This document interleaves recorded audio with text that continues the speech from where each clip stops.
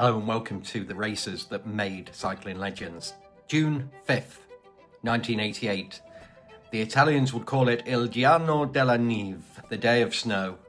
La Gazzetta dello Sport called it something else, the day the big men cried. And at the centre of it all, a kid from North Dakota who nobody gave a chance. When we talk about American cycling legends, the names are the same, Le Monde and Armstrong. But there's one name missing, one man who did something no American has done before or since. That is to win the Giro d'Italia. Andy Hampsten grew up in North Dakota. Flat, cold, no mountains, no velodrome, no real cycling culture whatsoever. By 1988, he was riding for the US team 711, an American team that European cycling didn't really take seriously. The convenience store team, the outsiders. But Hampsten wasn't there to make friends, he was there to make history. Stage 14 of the 1988 Giro. It started in Chiesa il Balmenico and it went to Bormio, just 120 kilometres, but standing in the way, the Passo di Gavia, 2,618 metres with an average gradient of 8.5%, sections hitting 16%. It was unpaved, a glorified goat track with memorial headstones marking where people had left the road. The Giro hadn't touched the Gavia since 1960. Too hard, too dangerous. The Italian establishment had avoided it for decades to protect their own riders. Hampsten sat 5th overall at this point, 1 minute 18 seconds behind race leader Franco Cioccioli. To win the Giro, he needed to destroy the field on this mountain. And then an Italian cycling legend named Gianni Morto came to him with a prophecy. He said, "You are going to win the Giro. You're going to do it on the Gavia. Nobody is paying attention to how hard this climb is." The 711 team listened. While other teams packed a single rain jacket, they prepared for war. They had neoprene diving gloves, lanolin grease to protect the skin, woolen jerseys, bags of dry clothes stashed near the summit. They knew the race would be won or lost on the descent. The rain started from the gun. It was heavy, it was relentless, and by the time they hit the base of the Gavia, it turned to snow. And not just snow, a full alpine blizzard. 2 feet of accumulation at the summit. Visibility down to 20 metres. Temperatures plunging below zero. Race director Vincenzo Torriani was urged to cancel. Former champion Francesco Moser begged him to stop. Torriani's response, the show should go on. The riders should suffer through.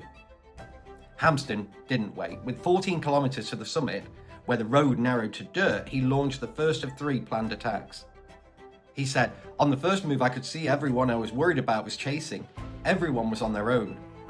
Through the mud, through the slush, through snow, so thick he could barely see the switchbacks.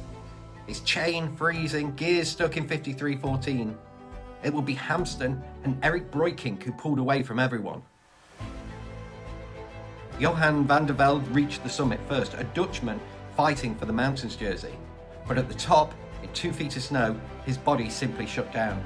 His hands froze to the handlebars. His gears had locked solid. He was so hypothermic, he had to walk sections of the descent. He eventually finished 47 minutes behind. Giuseppe Cerrone, former world champion, stopped at a spectator's house and came out with a glass of grappa. Riders were crying. It was difficult for the motorbikes that were crashing on the way down. Riders were getting loaded into ambulances with hypothermia, and Franco Cioccioli, the race leader, reached the summit still in contention, just 40 seconds behind Hampsten. But his team car was back with another rider. He had no warm jacket, no hat, no gloves.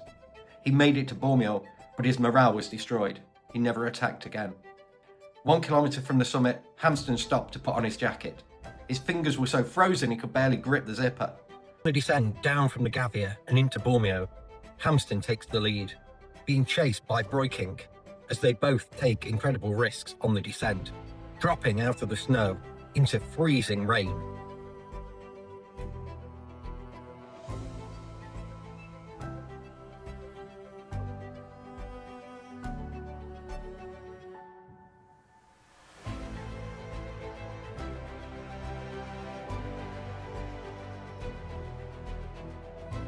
With about 3 kilometres to go, Breukink catches Hampsten and just goes straight past. But that, for Hampsten, doesn't matter. Hampsten has the time he needs to go into the pink jersey. Breukink solos to the win, taking the applause in Bormio, crossing the line, a survivor of a stage that will go down in history as one of the hardest, coldest and meanest stages of any Grand Tour.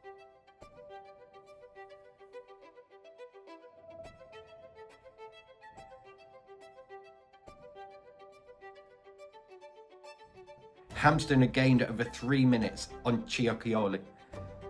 Andy Hampsten, the kid from North Dakota, the convenience store team rider, the American outsider, pulled on the maglia rosa. He was the first American ever to lead the Giro d'Italia, and a week later, when the race finished in Vittorio Veneto, he was still wearing it. 37 years later, Hampsten remains the only American to win the Giro d'Italia. That photograph, Hampsten climbing through the blizzard in his wool beanie and Oakley glasses, became one of the most iconic images in cycling history.